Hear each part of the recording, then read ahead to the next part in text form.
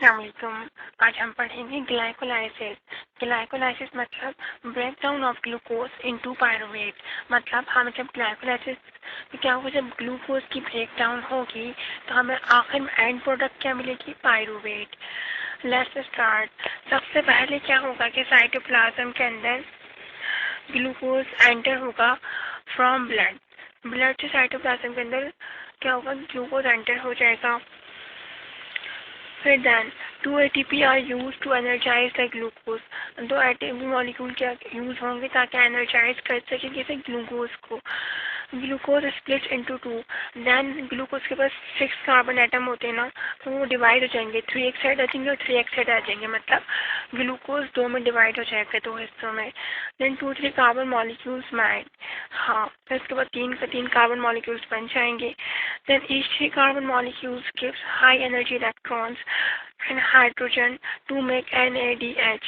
तो वो जो तीन कार्बन मॉलिक्यूल्स थे ना, वो high energy electrons and hydrogen देंगे ताकि वो बना सके NADH molecules. Each 3 carbon molecule then gives energy to make 4 ATP molecules, 2 each side. Then उसके बाद दोबारा 3 कार्बन मॉलिक्यूल्स एनर्जी देंगे दोनों तरफ, और दो ATP मॉलिक्यूल्स दोनों साइड पर बना देंगे, लेफ्ट और राइट दोनों साइड पर। तो हमारे 4 ATP मॉलिक्यूल्स तैयार हो जाएंगे।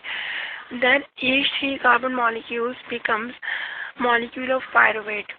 देन उसके बाद जो है, जो 3 कार्बन मॉलिक्यूल्स है ना, वो आखिर में बन जाएंगे पायरुवेट के मॉलिक्यूल्स।